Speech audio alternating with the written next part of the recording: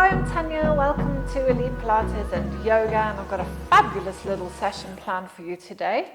And we are working in the upper chest area. So I, for one, spend far too much time on a computer, and I tend to get like really stiff around here and a sore neck and shoulders. So what we're going to do today is a lovely little neck stretch, stretching off the front of the body, and that will just release some of the neck as well. So I have a ball today, but you can use some cushions, like a cushion from the couch, depends on how big they are, like a smallish cushion that you can put in the upper back area in a minute, or you can even use a Pilates block as well, or a yoga block, that would be fine.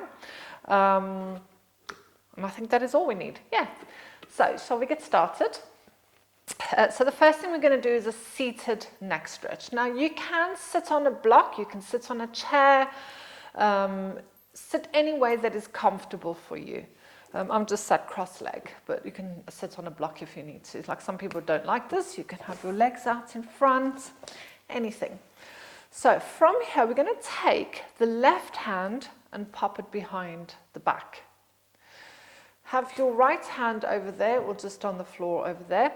Now, if this is too much in the shoulder, you can always just reach out with that left hand. Okay, so sometimes people get a little bit of pain in the shoulder joint. You can just reach out with that one.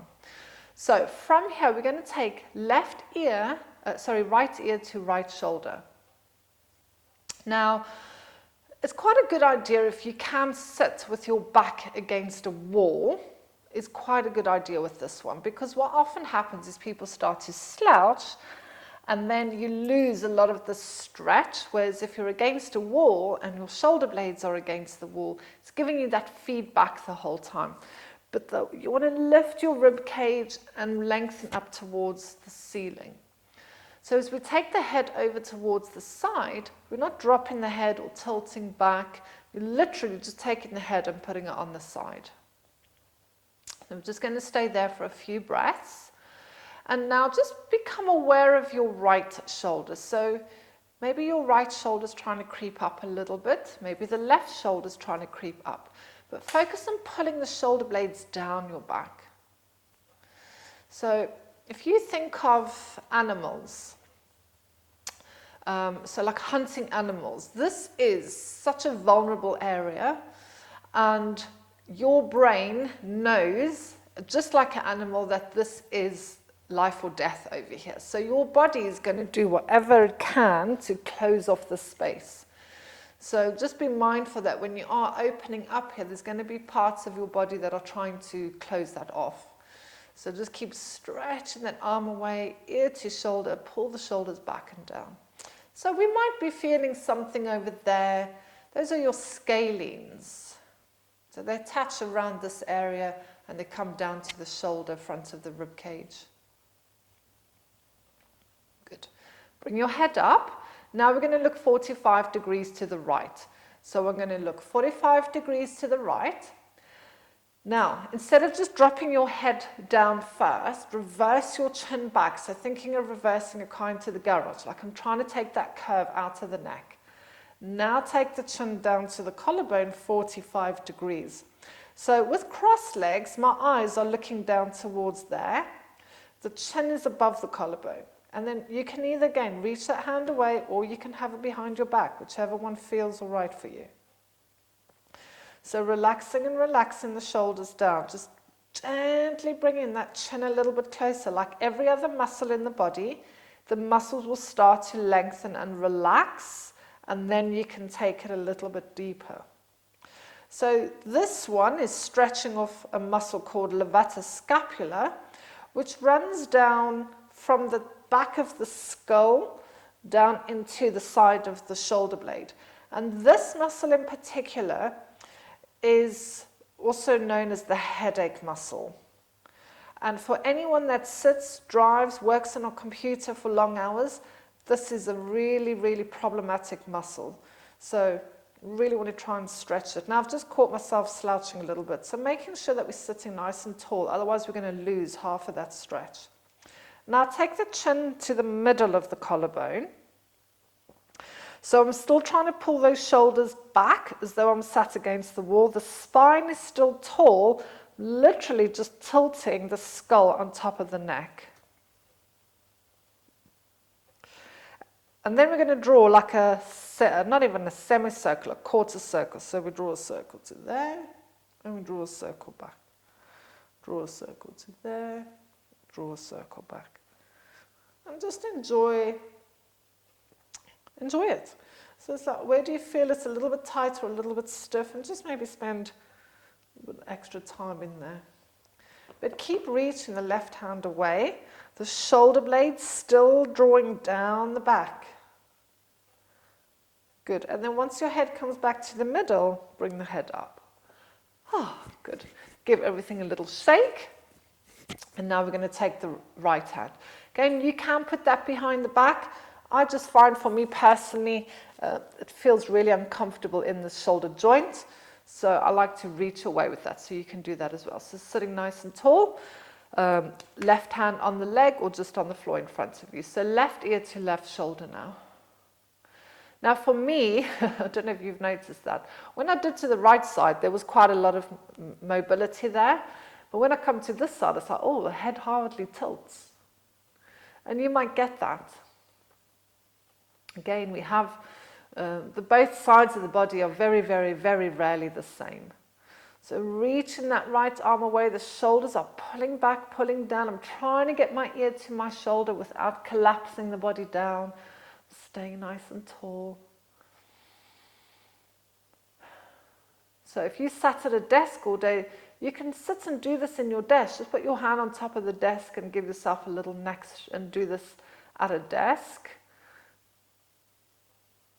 If you've been driving and you're stopping for petrol, anything to get some movement into the neck. Good, bring your head up. Now we're going to turn 45 degrees to the left, reverse the chin back and then take the chin above the collarbone. So what we're trying to avoid is dropping the head, which makes the spine lean forward or bend forward. Okay, so, but we want the spine to stay nice and tall. So when you reverse the chin, we create a longer neck at the back, almost like we're trying to take the curve out of the neck. My eyes are going down towards this knee area, and the more I try and take the chin down, the more I want to reach the opposite arm away. The body is staying nice and tall, and I'm pulling those shoulder blades together at the back and then down the back.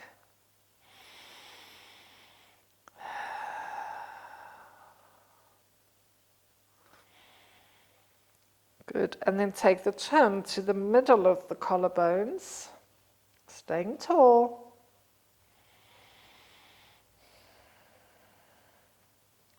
And then start to draw that little quarter circle. Oh, that feels so good on this side. But remember, we're trying to keep these shoulders pulling back and down. We want this back to be nice and straight as though we were sat against a wall. So my abdominals, my core is working, just keeping the spine up straight. So often people slouch, and if you do this, there's no stretch going on because we haven't put that body in that lengthened position, in that tall position.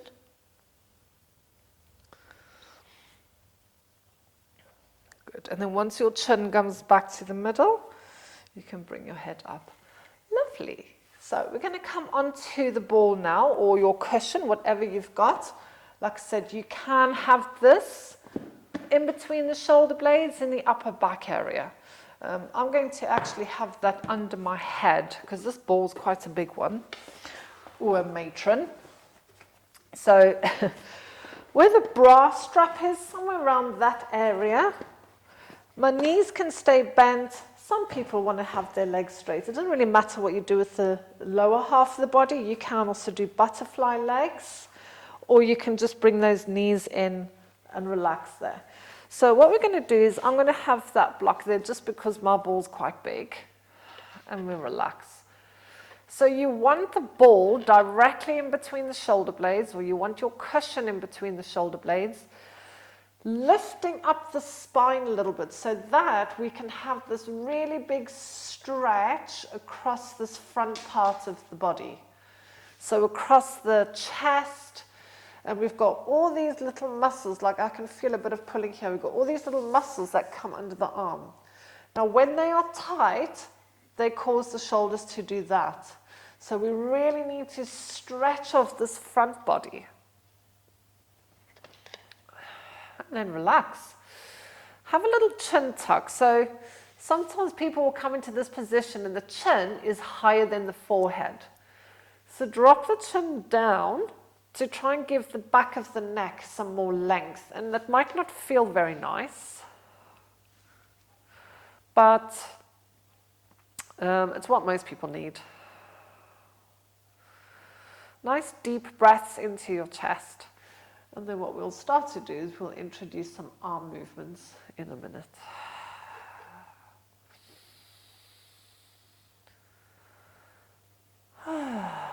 So passive stretching is a lovely way to actually do something good for your body, but just to let your body stop and a nice relax for yourself. We don't always have to work hard. Sometimes we can just relax in a position and it's still doing us loads of good. So now bring your hands up towards the ceiling and the palms are facing each other. So from here, just as you breathe in, just open up and see if you can bring the shoulder blades closer together. And as you exhale, pull everything in.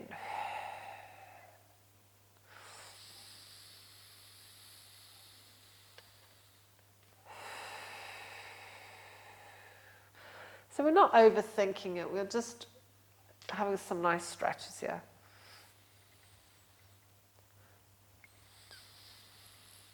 Obviously, the bigger the ball or the bigger thing you've got under your back, the more you're going to get out of this.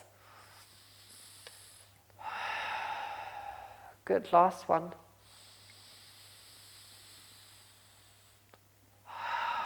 Good. So we're going to start with arm circles. So take the hands towards the wall behind you, but keep the elbows where you can see them. And then take it wide, so I can still see my hands, down towards the knees. So we'll do a few circles in that position where we can see the hands within the corner of the eyes. So this is keeping the shoulders within a functional range. It's where there's least stress on the shoulder joint, where the bones in the shoulder are all working perfectly and smoothly. There's no stretching going on. But that's not always a good thing. You need to challenge the body to stretch more. So now what I want you to do is take those hands just a little bit further out and down and around. Now your hands might touch the floor, they might not touch the floor. Take the hands, and then focus on nice big shoulder movements. So there's a little bit of a thing within the Pilates industry that everything's got to have the elbows in within the peripheral vision and the hands within the peripheral vision. And I did that for many, many, many years. And guess what it did? It decreased my shoulder mobility because I wasn't doing exercise outside of that range. So I've had to do a lot of work to improve my shoulder mobility again. So yes, there's a time and a place to keep the elbows in the peripheral vision, but that's not how the body works. Our body doesn't work like that. So we want to try and have a good range of motion within the shoulders, within the hips. Good. And we'll do one more. And then bring those hands back up towards the ceiling again. So keep your palms facing each other. We're going to take the left hand, reach for the floor behind your head as you take your right hand down towards your right heels. Okay, and then bring it back up again. Just feel what the shoulder blades are doing. Like I said, the bigger your ball or your pulse, whatever you've got under your back, the more intense this is going to feel. So don't try and force the hand if you have any pain. And often neck pain and shoulder pain can come from these muscles at the front of the chest that are quite tight. So helping to release the front of the body will also help to release the back of the body. Good. And then bring your hands back up towards the ceiling. So you might want to watch this one. This one's called chicken wings. And it's going to be a little bit different to how I would normally teach it because I am on a ball. But chicken wings, the elbows are down the body and the hands are in line with the shoulders as well.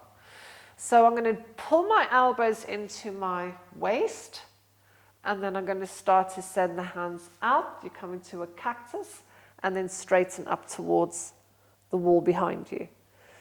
So often what will happen is maybe the elbows will come down and the hands will lift a little bit. And you're trying to keep your elbow and your hand in the same line. So imagine there was a tray of drinks. The whole time you're trying to keep those elbows and hands in the same line. Now the reason I like to do this on the ball is just it opens up that chest a little bit more. And then, so maybe you can put it on the floor. Like I said, for many, many years I was always doing everything within the peripheral vision, and it took me a long time to even be able to get this far. Good, last one. And then relax. So sometimes you can feel a little bit of stretching on the arms there. So we're going to bring ourselves up, roll onto your side, and then bring yourself up into seated. That was just a very gentle, I love doing these because it doesn't feel like you're doing exercise when you're lying on the ball, and just having a nice stretch and just introducing some movement into this front part of the body. And that will help to release the neck and stuff as well. But those little neck stretches we did, do them at your desk. Spend some time when you're on the computer and you've been there for a few hours. Do some of those. And even these ones that we did, you can do them in seated. So, just, you know, when you're stuck at a desk all day, you've got to introduce some movement into your body in the office or wherever you are. Don't think driving in that. Maybe not then. When you get out your car and fill the car up with petrol, have a move. So that was that session. Nice little chest opening. Thank you so much for watching, and I'll see you soon. Bye.